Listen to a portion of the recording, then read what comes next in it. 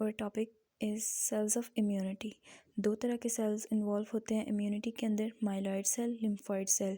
Myeloid cell के अंदर macrophages, phagocytes, polymorph, nuclear granulocytes और मोनोसाइट्स आते हैं।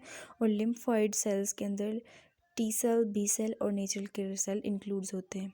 उसके बाद आ जाते हैं हमारे पास फैगोसाइट्स और मैक्रोफेजेस होते क्या हैं। They are present naturally every tissue and every organ of the body. और इनका फंक्शन क्या होता है कि ये जो भी पैथोजन बॉडी के अंदर इंटर हो जाता है उसको इनको रिक्रूटमेंट करना उन सेल्स की, फैगोसिटिक सेल का फंक्शन होता है। और दूसरा इन्फेक्शियस जो साइट पर कोई भी पैथोजन इंटर हुआ है उसको इंजेक्शन करना, उसको डिस्ट्रॉय करना, उसको इनगल्फ कर लेना, ये फैगोसाइटिक सेल का, मैक्रोफेजिस का फंक्शन होता है। फैगोसिटिक सेल जब अपनी फंक्शनल फॉर्म में होंगे, वो अपना फंक्शन परफॉर्म कर रहे होंगे तो उनको मैक्रोफेजिस कहा जाता है। उसके बाद आ जाते हैं हमारे पास neutrophils. Neutrophils represent about 90% of the circulating granulocytes और 60% to 65% of the blood leukocytes. और एडल्ट्स के अंदर 1 × 10⁻11 न्यूट्रोफिल्स एवरी डे प्रोड्यूस होते हैं।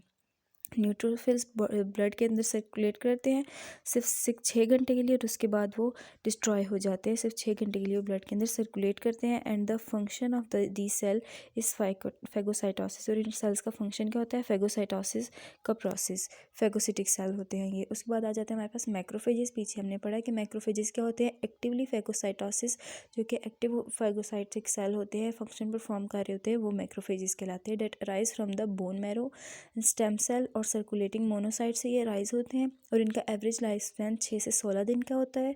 They are found in connective tissue और at the other site of possible pathogenic challenge.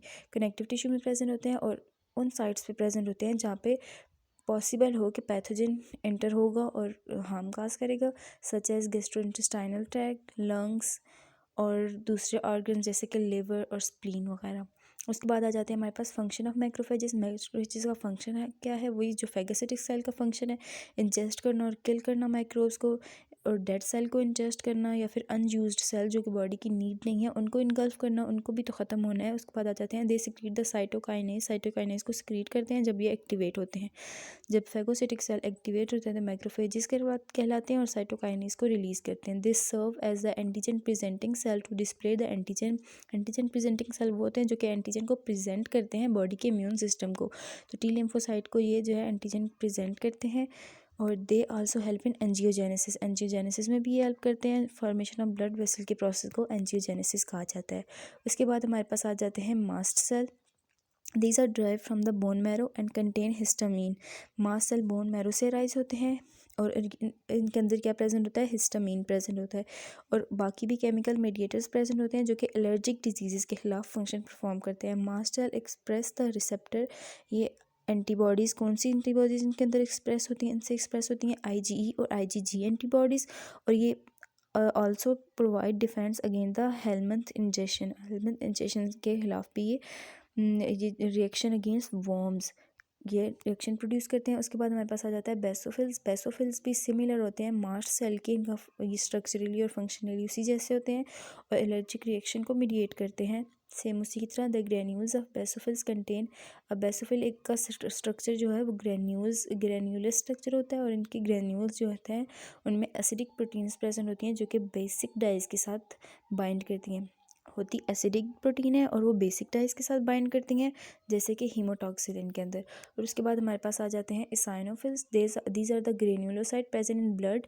ये granulocytes होते हैं और ब्लड के अंदर प्रेजेंट है। बेसोफिल भी ग्रेन्युलोसाइट्स हैं, इसाइनोफिल भी ग्रेन्युलोसाइट हैं, ये ब्लड के अंदर प्रेजेंट होते हैं और इनके अंदर एंजाइम प्रेजेंट होता है जो कि डैमेज करता है वॉल ऑफ पैरासाइट को।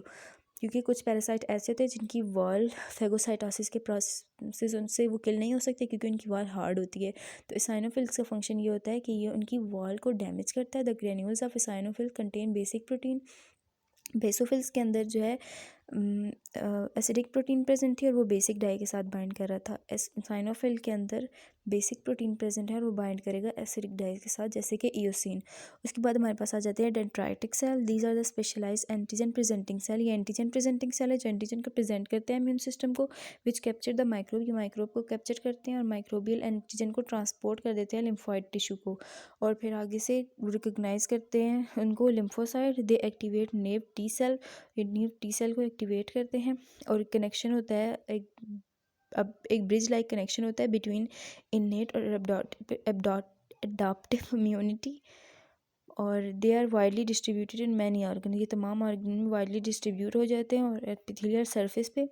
पेलेमाटॉइड dendritic cell are the sub population of the dendritic cell.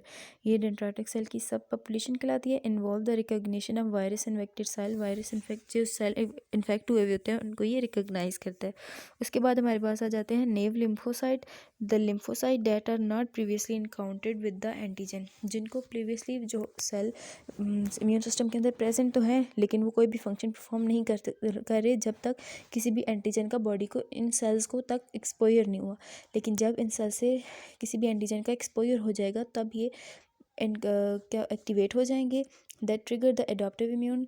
ये एडाप्टिव इम्यून रिस्पॉन्स प्रोड्यूस करेंगे आफ्टर इनकाउंटरिंग विद एंटीजन, जब इनका इनकाउंटर हो जाएगा एंटीजन के साथ। उसके बाद हमारे पास आ जाते हैं lymphocyte. These are the cell of adaptive immune system.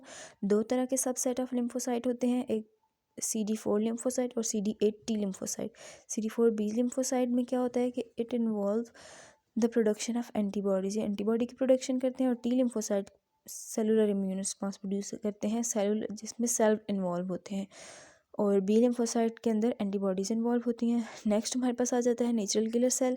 Natural killer cell और the lymphocyte in the same family T और B सेल से बिलोंग करते हैं। वो उसी से अराइज हुए होते हैं जहाँ से T और B सेल अराइज होते हैं। सेम इंसिस्टर इनकी बोन होती है। However the cell of innate immunity kill cell response quickly to the wide variety of pathological challenge. ये क्विकली रिस्पॉन्ड करते हैं और पैथोलॉजिकल चैलेंज मतलब कोई भी पैथोजन बॉडी के अंदर इंटर हुआ है तो उसको क्विक रिस्पॉन्स करेंगे और इसको बॉडी से ट्रिगर करके उसको रिमूव करेंगे।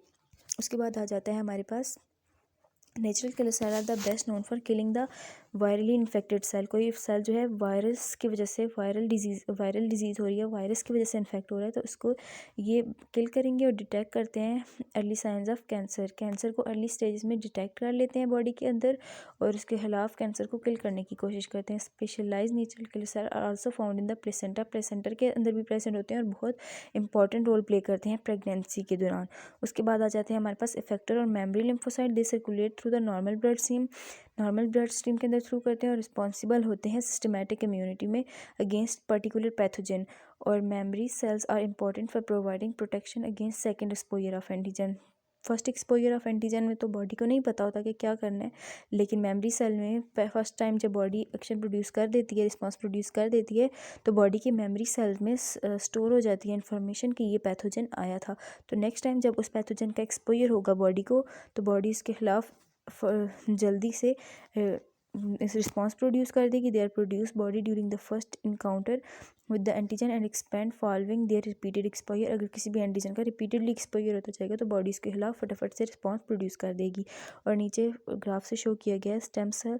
दो तरह के सेल इन्वॉल्व होते हैं इम्यूनिटी के अंदर, lymphoid stem cells, myeloid cells. उसके बाद आ जाते हैं लिम्फोइड सेल आगे से फर्दर डिवाइड हुए हुए lymphocyte, B lymphocyte, T lymphocyte और नेचुरल किलर सेल में। और माइलॉइड सेल जो है डिवाइड हुए हैं ग्रेन्युलोसाइट्स में, न्यूट्रोफिल्स में, साइनोफिल्स, बेसोफिल्स और next then mast cell, monocyte, dendritic cell, macrophages में, जो कि अभी हम डिस्कस कर चुके हैं।